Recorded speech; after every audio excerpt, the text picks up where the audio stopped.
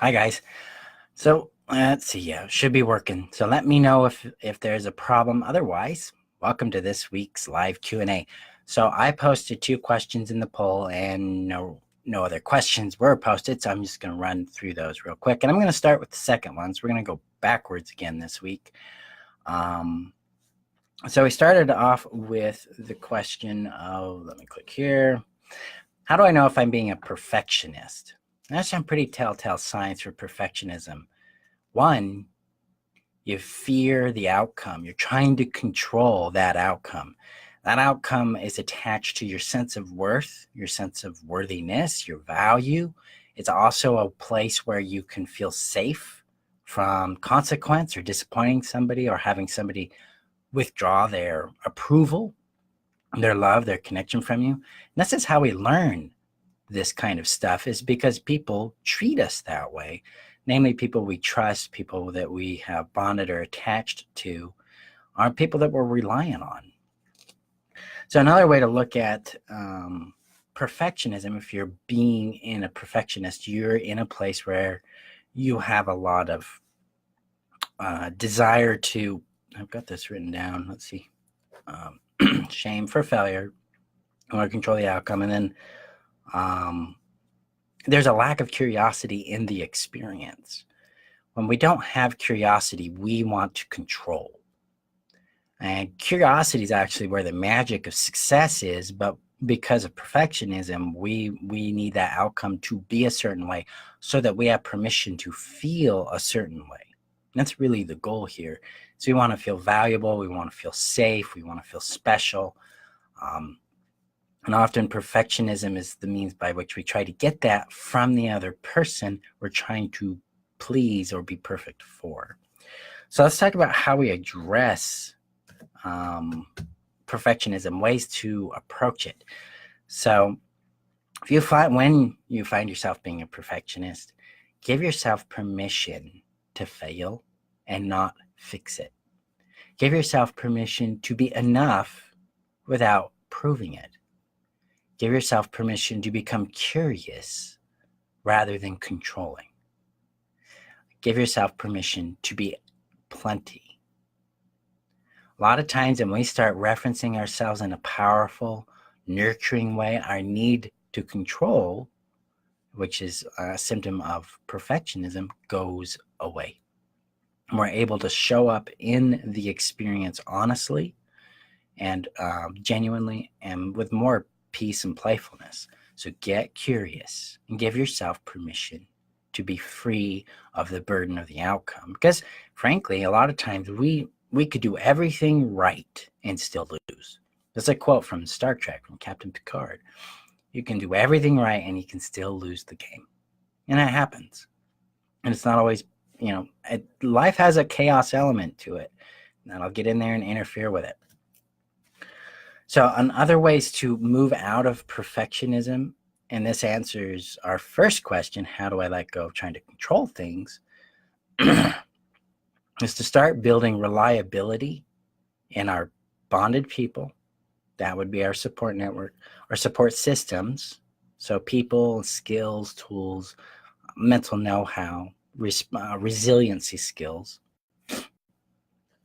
And then to build in a connection and reliability on ourselves, that we can begin to trust ourselves and stick with ourselves. Because when we stand up and honor ourselves, hi Melody, we are able to handle difficulty. We're able to handle failure. We're able to handle disappointment from a place of practicality and from emotional management. So farther we get out of perfectionism, problems become, in that cliche term, opportunities in which to advance our skill set. Because a lot of problems we deal with in life are results of decisions that can be learned from. Now, there are definitely problems that happen that we have no control over, bodily issues, for instance, like this cold I have or the back spasm. Those are things I can do to manage and mitigate those things. But, the bacteria, I have 2 children in school. It's going to happen unless I, get rid of the children, right? But There are things in the world we have natural powerlessness over. And so we need to come into terms with that and begin or build resiliency to those things, responsive systems with our support network, our resources, and trusting in ourselves, trusting in our ability to handle it.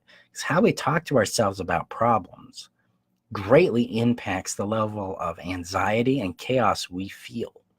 So when we talk to ourselves in the way that says, oh, I can't handle this, this is too much, it's too big, it's massive, we are priming ourselves to feel overwhelmed, to feel small, to feel scared, and to run or freeze. But if we turn around and we say, hey, I've got this, I can handle this, bring it.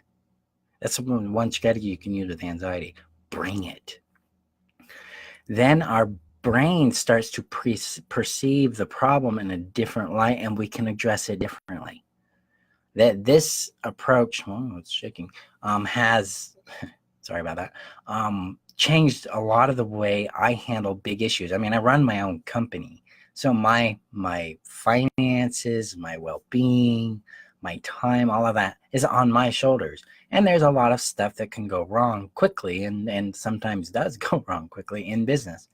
And so when it shows up, I'm like, okay, I don't like this. This isn't fun, but I'm going to learn about it. I'm going to solve it. I'll solve it in the best amount of time I can, because some problems just take a lot of time to solve and others don't. So when we're dealing with the need for control, we've got to build reliability with our bonded people we can trust, people who are reliable. Build reliability in our systems, our skills, our tools, our resources, and then build reliability in ourselves by talking to ourselves and validating our own ability to deal with the shit that shows up. Okay. That is one of the most effective ways of getting out of controlling things. Curiosity is another way of doing that. What else is possible here? What could I learn here? What is this? What will I discover? That's a big deal, because I do a lot of marketing, and a lot of marketing doesn't work because I'm not really good at it yet. But what will I learn? And I'm learning a lot, and I'm getting better and better at it. And then we can become flexible with how we deal with chaos. Become flexible with your outcomes. The need for control being attached to the need for perfection is about that outcome. And if the outcome doesn't equal X, then we cave in on ourselves, because our reliance is based on the outcome rather than on ourselves, on our own trust, our own capabilities, our own resiliency. And this can be especially challenging when we're dealing with emotional issues, things that are very overpowering to us, like things rooted in shame or rooted in insecurity. And this takes practice. Resiliency skills are about a practice of protocol with these kind of feelings. So like when I have an anxiety or I have strong insecurity, my protocol is slow down, to breathe, to tune into and be present, make space with the anxiety, make space with the shame, and sit with it. It is not to fix it. It's not even to understand it. It's to hold space with it. Because I learned a long time ago, if I did that with shame, it will get smaller and it will dissolve. And then I'll understand my genuine need. Usually my genuine need is to feel loved. That's what most people's fear is that we're not going to be loved. And if we're not loved, we're going to be alone. If we're alone, we're going to die. And that's another thing you can do here. You can accept the consequence. Well, if I die, then, that's a radical way of doing it. Most people aren't going to take that approach. But if we're willing to accept that we're okay despite the outcome, we can handle it. We can show up more genuinely. We don't have to deal with the pressure to get the outcome to work right. Now, obviously, a lot of us deal with some pretty intense situations. So, mold this appropriately to the situation you're dealing with, because, if you're in a life and death situation, do everything you can to kill the enemy, get the hell out of there. But majority of life, we're not actually in life and death. We're just in a fear of life or death, right? So that's my answers, my advice, my mentorship on those two things. Let me know if you guys have any other questions. I will answer them in the group. Thank you for being a part of Thrive, being part of our community here. And remember, When you're ready to really tackle the codependency, to break free of the shame and integrate the love that completes you, and know who you really are, enroll and heal. And definitely remember that you're worth knowing, you're worth loving, and you're worth keeping.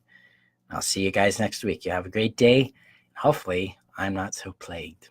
Okay? You guys have a good night. Bye-bye.